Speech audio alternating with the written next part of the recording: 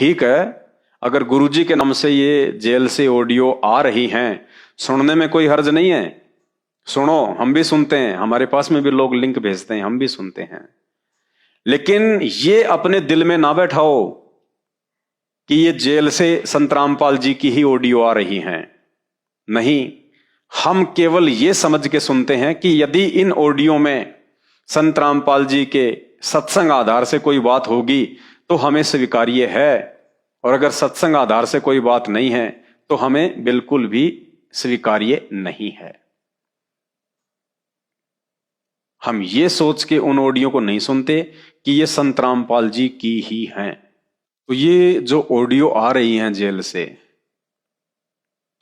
और इन ऑडियो में जो संकेत दिए जा रहे हैं आने वाले समय में आपदाओं को लेके, प्राकृतिक आपदाओं को लेके, वो संकेत भी परमात्मा साध संगति के माध्यम से ही भगत समाज तक पहुंचाएंगे। क्योंकि सतलोक आश्रम मैनेजमेंट हरियाणा और उनके साथ में जुड़ी हुई संगत जो गुरुदेव के 27 वर्षों से किए गए सत्संगों को नहीं समझ पाई, और उन सत्संगों को ना समझ पाने के चलते ही आज ये लोग दान धर्म के नाम पे लुट रहे हैं, पिट रहे हैं, ज्योति पाठ के नाम पे लुट रहे हैं, फर्जी आश्रमों में सहयोग कर रहे हैं, उन पत्थरों में पैसा बर्बाद कर रहे हैं। जो लोग उन सत्संगों को नहीं समझ पाए, उन सत्संगों को आधार बना के भक्ति मार्ग पे नहीं चल पाए, वो लोग वर्तमान में संत रामपाल जी के द्वारा जेल से जो संदेश दिए जा रहे हैं, उन संदेशों को कैसे समझ सकते हैं? उन गहरे संकेतों को समझना तो कोसों दूर की बात है। तो भाई और बहनों, आज हम एक ऐसी ही ऑडियो पे बात करेंगे जो इसार जेल से बताई जा रही है, और ये बहुत गहरा एक संकेत है, परमात्मा की एक वाणी है। सब सुमरे अपने अनुमाना, तो गति लखी ना जाए, और कहे कबीर कृपया कर जन पर, ज्यों की तो समझाए। इन सत्संगों को दिन रात लोग सुन रहे हैं, लेकिन परमात्मा की वाणी कह रही है कि इन वाणियों को, इन संकेतों को, इन सत्संगों को केवल वही लोग समझ सकते हैं जिन पे खुद उस कबीर परमात्मा की, सतगुरु रामपाल जी भगवान की रजा होगी, कृपा होगी, मेहर होगी। वही आत्माएं समुद्र में गोता मार के मोती निकाल सकती हैं। गोताखोर के अलावा आम प्राणी समुद्र से मोती नहीं निकाल सकता। तो परमेश्वर की विशेष आत्माओं के अलावा कोई भी भगत संत रामपाल जी के सत्संगों में छुपे हुए गहरे रहस्यों को नहीं समझ सकता। और एक ऐसा ही गहरा रहस्य आने वाले समय को लेके इसार जेल से आने वाली इन ऑडियो में किया हुआ है। पहले आप ये ऑडियो सुन लीजिए, फिर दास आपको बताएगा कि आने वाले समय के लिए संत रामपाल जी ने क्या भविष्यवाणी की है, जिस भविष्यवाणी को सतलोक आश्रम मैनेजमेंट हरियाणा और उनके पीछे अंधे होके चल रहे भगत नहीं समझ पाएंगे। सुनिए। मूर्ख बना रखे अपने को, या कख नहीं तेरा पल्ला है, इस गंदे लोग को कब तक पूछते रहोगे? ये इस नाल जोड़ जोड़ कर परिवार हो गया, उनका पालन पोषण करेंगे, या शादी करो, अच्छी बात है, सारा कुछ कर दिया, भक्ति बनी नहीं तो फिर क्या होगा? अगले जन्म में खुद के प्रदेश छोड़ के परिवार में जन्म लेंगे, वहां भी फिर ये काम शुरू हो जाएगा। यही एक कुतिया 8 बच्चे पैदा करती है, और उनको छकाने के लिए आपकी उनको पालती है, और पालने के बाद उसको क्या देते हैं? उसका टूक भी खा जाते हैं, वो डाल देता गए तो बड़े हो जाते हैं, उसको मां ने रोटी भी नहीं खाने देते हुए। और ये स्थिति केवल कलयुग में भी होने वाली है। माँ बाप की कोई कदर नहीं करता, लगभग हो चुकी है। गौर करना भाई और बहनों, आपने सत्संग सुना, लेकिन इस सत्संग का कितना बड़ा सार है, कितना बड़ा रहस्य इसमें संत रामपाल जी ने छुपा रखा है आने वाले समय को लेके। इसमें संत रामपाल जी ने जिक्र किया है कि एक कुतिया 8-10 बच्चे पैदा करती है, कहीं कहीं से खाना खा के उनके लिए दूध पैदा करती है, उनका पालन पोषण करती है। और जब वो बच्चे बड़े हो जाते हैं और जब कोई टूक भी डाल देता है तो उस माँ को भी नहीं खाने देते, वो खुद ही खा जाते हैं, इतनी भूख। और फिर क्या कहा परमात्मा ने कि ये स्थिति अब आने वाली है। पुण्यात्माओं, सतगुरु रामपाल जी भगवान के बोलने के लहजे को समझना, उनकी आवाज को पकड़ना, उनके शब्दों को पकड़ना। इस छोटी सी बात के माध्यम से उन्होंने आने वाले समय में कितनी भयंकर भूखमरी आने वाली है, फूड क्राइसिस आने वाला है, अकाल पड़ने वाला है, दाने दाने के लिए इंसान मोहताज होने वाले हैं। इस छोटी सी कहानी के माध्यम से उन्होंने संकेत कर दिया, क्योंकि ये परमेश्वर है, स्पष्ट रूप से नहीं कहेगा। इसका विधान है कि शब्द सैन सतगुरु की पहचाने, वो पावे अटल सुहाग रे। जो अपने सतगुरु के सत्संग रूपी संकेतों को पकड़ लेगा, वही उस अटल सुहाग को, अविनाशी परमात्मा को, अमर स्थान सतलोक को प्राप्त होगा। कितना गहरा संकेत किया है परमात्मा ने आने वाले समय में भूखमरी को लेके। देखो, अगर तीसरा विश्व युद्ध होगा तो आपको पता है कितना भयंकर जनसंहार होगा, क्योंकि आज इंसान ने इस साइंस के बलबूते पे इतने खतरनाक हथियार बना लिए हैं, ऐसे ऐसे परमाणु बम बना लिए हैं, मिसाइलें बना ली हैं। कितना भयंकर जनसंहार होगा, इसकी कल्पना भी नहीं की जा सकती। और परमात्मा धरती पे है, परमात्मा समर्थ है, हर परिस्थिति को टालने में समर्थ है, वो कुछ भी कर सकता है मालिक। लेकिन फिर भी युद्ध तो होगा, इसमें कोई संशय नहीं है। लेकिन जिस स्तर पे महाविनाश होने वाला था, उसको परमात्मा रोक देगा। और उस महाविनाश को रोकने का तरीका क्या है? भूखमरी, अकाल, फूड क्राइसिस। क्योंकि आदमी हर चीज सहन कर सकता है, हर आपत्ति और विपत्ति में अपने आप को बचा के रख सकता है, लेकिन भूख से इंसान ज्यादा दिन नहीं लड़ पाता। और जिस देश में खाने को दाना नहीं होगा, वो देश कहां से मिसाइल छोड़ेगा? वो क्या करेगा परमाणु बम छोड़ के? वो क्या करेगा हवाई जहाज उड़ा के? वो उस लायक ही नहीं रहेगा। आपको पता, जब दो देशों में आपस में युद्ध होता है तो सबसे बड़ी जो कोशिश होती है वो होती है राशन पानी को लेके, कि उनका राशन पानी किसी भी तरह से बंद कर दिया जाए। अगर सेना तक राशन पानी नहीं पहुंचेगा तो कितने दिन तक सेना हथियार उठा के खड़ी रहेगी, क्योंकि इंसान भूख से नहीं लड़ सकता। तो उस तीसरे विश्व युद्ध को, जो एक बहुत बड़े लेवल पे जनसंहार का रूप लेने वाला था, लेकिन चूंकि परमात्मा धरती पे प्रकट है और उस परमात्मा के धरती पे रहते सहते यदि ऐसा जनसंहार हो जाता है तो ये परमात्मा के नाम पे धब्बा होता है, ये कलंक लग जाता है कि क्या इतनी बड़ी आपदा को परमात्मा रोकने में समर्थ नहीं था, सक्षम नहीं था। तो परमेश्वर धरती पे है संत रामपाल जी के रूप में। तीसरा विश्व युद्ध तो होगा, लेकिन तीसरा विश्व युद्ध उस स्तर पे नहीं होगा जिस स्तर पे होने वाला था। काल ने जिस प्रकार से अरबों खरबों लोगों को मरवाना था, उस स्तर पे नहीं होगा। उसके लिए परमात्मा ने संकेत कर दिया कि दुनिया की कमर तोड़ने के लिए, तीसरे विश्व युद्ध से दुनिया का ध्यान हटाने के लिए, तीसरे विश्व युद्ध को हल्का करने के लिए फूड क्राइसिस आएगा। फूड क्राइसिस, अकाल पड़ेगा। और आप देख रहे हैं जिस प्रकार से ये बाढ़ आ रही है, पूरे पंजाब में फसल नष्ट, पूरे हिमाचल में फसल नष्ट, किस प्रकार से संहार हो रहा है। आने वाले समय में गुजरात में क्या होगा, साउथ में क्या होगा। थोड़ी सी बारिश, हल्की सी बारिश, और दुनिया की फसलें खराब हो गई। शहरों में पानी घुस गया कमर तक, यमुना का जल स्तर क्या बढ़ गया, दिल्ली डूब गई, लोगों का जीवन अस्त व्यस्त हो गया। जबकि अभी तो वो समय आना बाकी है प्राकृतिक आपदाओं का।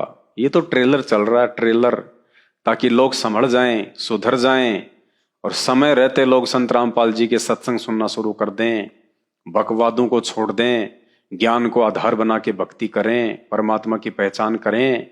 ये शास्त्र, धर्म ग्रंथ महापुरुषों ने मनोरंजन के लिए नहीं लिखे। इनको आंख फाड़ के खोल के देखो, इनको पढ़ो, इनमें भक्ति और भगवान की जानकारी है। तो भाई और बहनों, ये संकेत उस परमपिता परमेश्वर ने किया है जो पूरी दुनिया चला रहा है, जो सारी सृष्टि चला रहा है। और कहते हैं साध वचन पलटे नहीं, चाहे पलट जाए ब्रह्मांड। एक बार फिर से सुन लो उस कुतिया का उदाहरण देके परमात्मा क्या संकेत कर रहे हैं और किस लहजे में बोल रहे हैं। उन शब्दों को पकड़ना। उस कुतिया का जिक्र करके फिर परमात्मा कहने वाले हैं कि अब ये स्थिति आने वाले समय में आने वाली है। यानी आने वाले समय में, बहुत कम समय में वो स्थिति भूखमरी की आने वाली है। कौन सी स्थिति? कुतिया और उसके बच्चों जैसी। कैसे? ऐसी भूखमरी फैलेगी, ऐसी भूखमरी फैलेगी, अगर किसी ने रोटी का टुकड़ा फेंक दिया तो कोई नहीं देखेगा कि ये मेरी माँ है, ये मेरा भाई है, ये मेरा बाप है। जिसका दाव लगा वो ही टुकड़ा उठा के खा लेगा कि जान बचे, भाड़ में जाए माँ, भाड़ में जाए बाप। क्योंकि जय गुरुदेव जी ने तो पहले से ही भविष्यवाणी कर रखी है कि ऐसा समय आएगा, अगर गंदी नाली में रोटी का टुकड़ा पड़ा हुआ मिल जाएगा तो लोग उठा के खा लेंगे कि जान बचेगी। तो ये तो पूर्ण परमात्मा है संत रामपाल जी, तो इनका वचन तो कभी निष्फल हो ही नहीं सकता। तो ये आने वाले समय के लिए परमात्मा ने भविष्यवाणी कर दी है। ध्यान से सुन लो एक बार। मूर्ख बना रखे अपने को, या कख नहीं तेरा पल्ला है, इस गंदे लोग को कब तक उलझे रहोगे। ये सांग जोड़ जोड़ कर परिवार हो गया, उनका पालन पोषण करेंगे, शादी करो, अच्छी बात है, सारा कुछ कर दिया। भक्ति बनी नहीं तो फिर क्या होगा?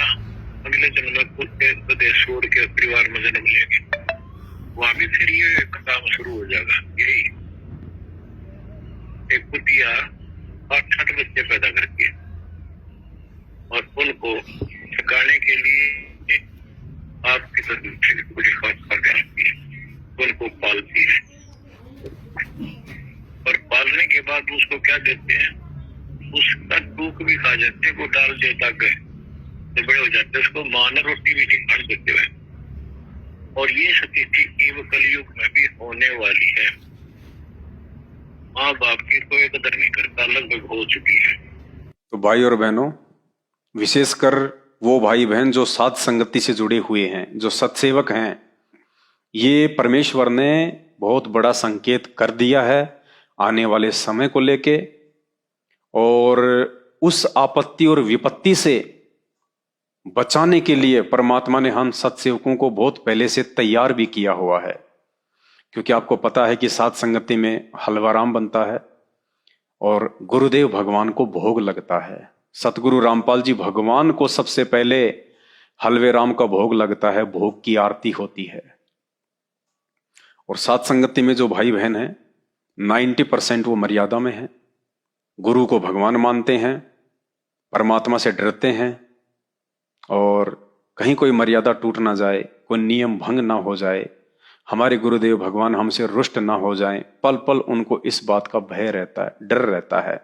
10% तो ऐसे हर जगह मिलेंगे आपको जो केवल देखा देखी में आते हैं, कुछ दिन आएंगे फिर चले जाएंगे, आएंगे फिर चले जाएंगे, तो उनकी तरफ हमने ध्यान नहीं देना। बाकी 90% साध संगति से जुड़े हुए भाई बहन अपने आत्म कल्याण के लिए चिंतित हैं, मर्यादाओं में रहते हैं, और सतगुरु रामपाल जी भगवान के भक्ति मार्ग की मर्यादाओं को निभाने के लिए वो कोई भी संघर्ष करने को तैयार हैं, किसी भी प्रकार का। क्योंकि उनको पता है कि नाम सहित बेवतन भला, जो दर दर मांगो भीखा, और क्या हुआ छत्र की छाया चाले और राजपाट धेली का। तो हम भाई बहनों ने और भी विशेष तौर से आगामी समय को देखते हुए परमात्मा के ज्ञान को आधार बना के अपने आत्म कल्याण हेतु हमने गुरुदेव भगवान की किसी भी मर्यादा को किसी भी कीमत पे टूटने नहीं देना है। इस भविष्यवाणी के बाद जो परमात्मा ने संकेत किया है भुखमरी को लेके, पुण्यात्माओं, अब तो हमने विशेष तौर से सावधान हो जाना चाहिए।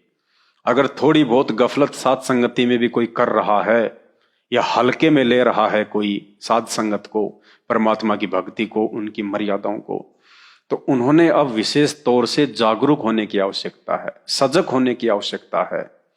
क्योंकि ये परमात्मा सत का राज करता है। इस परमेश्वर के भक्ति मार्ग में पक्ष और विपक्ष नहीं चलता। गलती अगर भगत करेगा तो भुगतना पड़ेगा, गलती जगत करेगा तो भुगतना पड़ेगा। ऐसा नहीं है कि हम संत रामपाल जी के शरण में हैं, उनके भगत हैं और हम साथ संगति से भी जुड़ गए तो परमात्मा हमें माफ कर देंगे, नहीं। परमात्मा के रूल एंड रेगुलेशन सबके लिए बराबर होते हैं। परमात्मा पक्ष और विपक्ष से दूर होता है। अगर विधाता ही अन्याय करने लगा तो दुनिया में न्याय कहां रह जाएगा। विधाता ही यदि अधर्म के मार्ग पे चला तो दुनिया में धर्म कहां रह जाएगा। इसलिए हम साथ संगत से जुड़े हुए भाई बहनों ने विशेष तौर पे और ज्यादा गुरुदेव भगवान के नजदीक आना है, उनको प्रसन्न करना है, उनको रिझाना है। और परमात्मा प्रसन्न कब होते हैं? जब हम उनके नियमों में चलेंगे, गुरु को ही भगवान मान के चलेंगे। हमारे आचार विचार व्यवहार में वो बदलाव आ जाना चाहिए, जो बदलाव परमात्मा चाहते हैं। क्योंकि भक्ति हमेशा गुरु को देख के होती है। गुरु को देख के चले बिना भक्ति नहीं हो सकती। क्योंकि भक्ति मार्ग में गुरु भी एक भगत बन के दिखाता है, एक भगत की भूमिका करता है। एक अच्छे भगत के, नेक भगत के क्या लक्षण होते हैं, गुरु भक्ति करके दिखाता है। तो हमने अपने गुरुदेव संत रामपाल जी भगवान को देख के चलना है। भक्ति मार्ग पे उनके एक भगत वाले जीवन को देख के चलना है। हमारे गुरुदेव ने कब मर्यादा तोड़ी, कौन सी मर्यादा तोड़ी, कब वो रिश्तेदारी में, ब्याह शादी में गए, कब उन्होंने बात सूचक भरे, कब उन्होंने बकवादें करी, कब उन्होंने राजनीति करी, कब उन्होंने रैलियां की, कब उन्होंने धरने दिए, कब वो दुनिया के धरनों में शामिल हुए, कब उन्होंने लोगों को चंदा दिया। सारी बातें हमने देखनी पड़ेंगी, तभी हम अपने गुरुदेव भगवान के इस भक्ति मार्ग पे सफल हो सकते हैं। और आने वाले उस प्राकृतिक विपत्ति वाले समय में हम अपने आप को बचा पाएंगे, सुरक्षित रख पाएंगे। वरना परमात्मा किसी का सगा नहीं है, परमात्मा निर्मोही है। और समय आने पे जिसने जो बोया है वो वैसा ही काटेगा, वैसा ही परिणाम भुगतेगा। और सतलोक आश्रम मैनेजमेंट हरियाणा और उनके पीछे लगी हुई अंधी संगत तो पिछले 8-9 वर्षों से लगातार परिणाम भुगत भी रही है। जो कुकर्म उन्होंने गुरुदेव की मर्यादा तोड़ के 8 वर्षों से किए हैं, वो कुकर्म चाहे रक्तदान और देहदान के नाम पे हो, वो कुकर्म चाहे जाट आरक्षण समिति को लाखों करोड़ों रुपया चंदे के रूप में देना हो, चाहे आनंदपाल जैसे गैंगस्टर की सीबीआई जांच का समर्थन करना हो, 5-5 लाख रुपए का चेक देना हो, या तरह तरह के जगत वालों के धरने और प्रदर्शनों में उनका सहयोग करना हो, आर्थिक रूप से, शारीरिक रूप से, कभी कांग्रेस को वोट डलवाने हो, कभी बीजेपी को वोट डलवाने हो। ये जितने भी कुक्रम सतलोक आश्रम मैनेजमेंट हरियाणा ने पिछले 8-9 वर्षों से संगत से करवाए हैं, उसका नतीजा आप सब देख रहे हैं कि लगातार लोग भुगत रहे हैं। कोरोना के समय हजारों की संख्या में संत रामपाल जी के भगत अकाल मौत को प्राप्त हुए। इशार तारीखों पे जाने वाले सैकड़ों की संख्या में लोग अकाल मौत मरे। इन फर्जी आश्रमों के निर्माण के समय कितने लोग मर चुके हैं। इन आश्रमों में आने जाने वाले कितने लोग एक्सीडेंट को प्राप्त होकर मर रहे हैं। जबकि भक्ति करने वाले भगत के साथ, मर्यादा में रहने वाले भगत के साथ, गुरु को भगवान मानने वाले भगत के साथ काल किसी भी प्रकार का छलबल नहीं कर सकता। संत रामपाल जी के मर्यादित भगत की एक्सीडेंट में मौत नहीं हो सकती, ये परमात्मा का विधान है।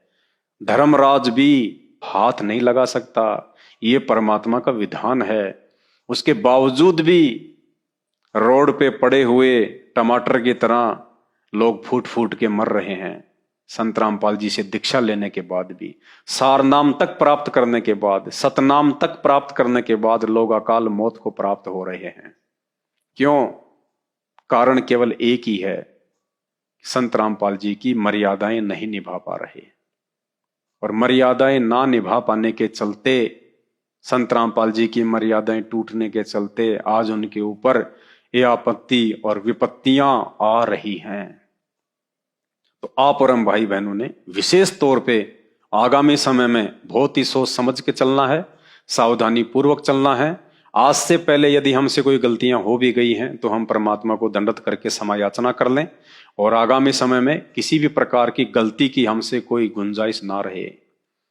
परमात्मा की मर्यादा निभाने के लिए चाहे हमने घर त्यागना पड़े, चाहे नौकरी त्यागनी पड़े, कुछ भी करना पड़े, हमने गुरुदेव भगवान के वचनों पे चलते हुए, शिक्षाओं पे चलते हुए, और जो भगत के 5 गुण, जो 5 लक्षण हैं, शील, संतोष, विवेक, दया, अक्षमा, उनमें रहते हुए हमने अपने गुरुदेव को प्रसन्न करना है, भगवान को प्रसन्न करना है, ताकि आने वाली प्राकृतिक आपदाओं के समय परमात्मा हम भक्तों की रक्षा करें, हमारे परिवार की रक्षा करें।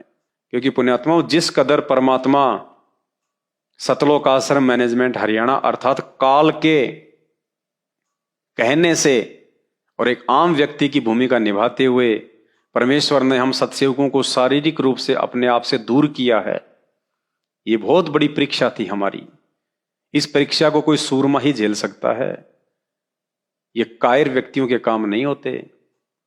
कोई बिरला, कोई सूरमा ही होगा जो इन परिस्थितियों में भी संत रामपाल जी के नजदीक रहेगा।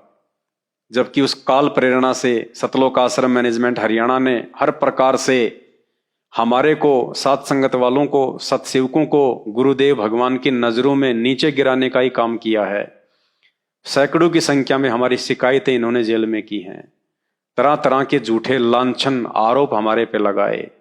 गुरुदेव तो गुरुदेव हैं, परमात्मा हैं, वो तो अंतर्यामी हैं, सब कुछ जानते हैं, सबकी इच्छा पूर्ति करने वाले हैं। वो तो मैनेजमेंट की यही इच्छा थी कि इन सत्सेवकों को नीचे गिरा दिया जाए, इनको बदनाम कर दिया जाए, ताकि हमारा धंधा लगातार चलता रहे, इनकी बात कोई ना माने और हमारे पास में ज्योति पाठ और दान का पैसा इन फर्जी आश्रमों में आता रहे।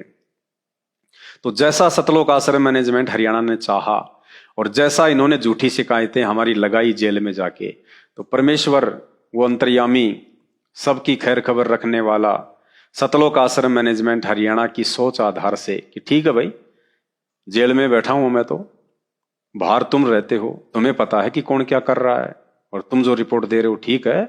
और जैसी इन लोगों ने हमारी शिकायतें की कि वो संगत को तोड़ रहे हैं, वो नाम दीक्षा देने लग गए, संगत को लूट रहे हैं, ये कर रहे हैं, वो कर रहे हैं, तो जैसी इन्होंने शिकायत की उसी आधार से गुरुदेव भगवान ने कह दिया भाई कि ये कर्म करने वाला तो गुरुद्रोही होता है, तो उनको गुरुद्रोही कर दो उनको, और जो उनके संपर्क में है उन सब की लिस्ट दे दो मुझे, सबको गुरुद्रोही कर दूंगा मैं। तो उसी आधार से, क्योंकि परमात्मा तो सबकी इच्छा पूरी करता है, तो मैनेजमेंट वालों की यही इच्छा थी, तो परमात्मा ने उनकी इच्छा पूरी कर दी। और हमारी ये परीक्षा थी कि हम वर्तमान में हिसार जेल से आने वाली ऑडियो वीडियो के आधार से चलेंगे, या जो गुरुदेव ने 27 वर्षों से अनमोल सत्संग कर दिए, जो भक्ति का फाइनल विधान है, उस आधार से चलना है। और इन छोटी छोटी बातों को लेके, इन झूठी शिकायतों को लेके, क्या हम अपने गुरुदेव भगवान के प्रति मन में कोई दोष पैदा करेंगे? क्या हम अपने गुरुदेव भगवान से कोई शिकायत करेंगे? ये सारी परीक्षा थी आप और हमारी। तो परमेश्वर ने शारीरिक रूप से काल प्रेरित सतलोक आश्रम मैनेजमेंट हरियाणा की झूठी शिकायतों के आधार से आप और हमारी परीक्षा के लिए, आप और हमारे को दृढ़ बनाने के लिए, गरीब कच्चा हीरा किरच हो नहीं सह घनमार, ऐसा ये मन हो रहा लेखा लेकर तार। जब परमात्मा किसी की परीक्षा लेता है पुण्यात्माओं, तो ऐसी लेता है, अपने से दूर करके। तो 9 वर्षों से परमेश्वर ने शारीरिक रूप से आप और हम साथ संगत वालों को अपने से दूर किया हुआ है, जबकि शब्द रूप में तो परमात्मा जितने नजदीक हम सत्सेवकों के हैं, हम साथ संगत वालों के हैं, किसी के भी नहीं हैं। तभी तो हम साथ संगत से जुड़े हुए भाई बहन पिछले 8-9 वर्षों से इतनी दृढ़ता के साथ में सतलोक आश्रम मैनेजमेंट हरियाणा वालों के साथ में संघर्ष कर रहे हैं, काल के साथ संघर्ष कर रहे हैं। वरना पुण्यात्माओं, हम जीवों की इतनी औकात नहीं है। अरे हम तो इन सतलोक आश्रम मैनेजमेंट हरियाणा वालों के सामने, मगरमच्छ के सामने मछली के बराबर है, मछली के बराबर। अब मछली की क्या औकात जो मगरमच्छ का सामना कर ले और मगरमच्छ को जो है वो पराजित कर दे। लेकिन परमेश्वर ने वो अपने सत्सेवक बच्चों से कर दिखाया, ज्ञान आधार से इनको पराजित भी कर दिया इनके कुकर्मों का पूरी संगत के सामने, पूरी दुनिया के सामने इनके पाखंड को उजागर भी करवा दिया, इनकी रहने करने को भी सबके सामने लाके खड़ा कर दिया कि ये कितने विवेकी हैं, कितना ज्ञान आधार है, और कहां तक ये संत रामपाल जी को परमात्मा के रूप में मान पा रहे हैं। हर प्रकार से परमात्मा ने सत्सेवकों का साथ दिया है, और बीच बीच में परमात्मा संकेत करते रहते हैं अपने बच्चों को हिम्मत देने के लिए, दृढ़ता देने के लिए कि वे सदा हमारे साथ में हैं। और यही संकेत हमारे को भक्ति मार्ग पे दृढ़ता के साथ आगे बढ़ने के लिए लगातार हिम्मत देते हैं। इसी प्रकार से हिम्मत हमें मिलती रहेगी, पल पल परमेश्वर हमारे साथ में है। और यदि संत रामपाल जी के भक्ति मार्ग में यदि कहीं भगत हैं, मर्यादा है, तो केवल सात संगति में है, बाकी कहीं मर्यादा नहीं है।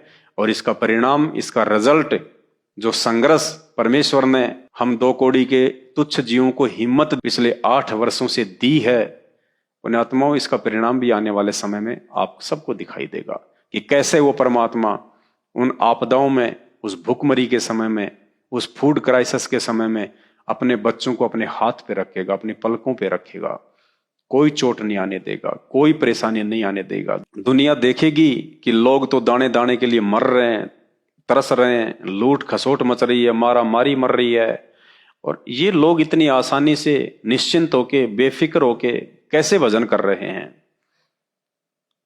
तो दुनिया को हार के अंत में इस परम शक्ति के आगे हाथ जोड़ने पड़ेंगे कि हाँ, यदि धरती पे कोई परम शक्ति है, कोई परमात्मा है, कोई भगवान है, तो संत रामपाल जी हैं।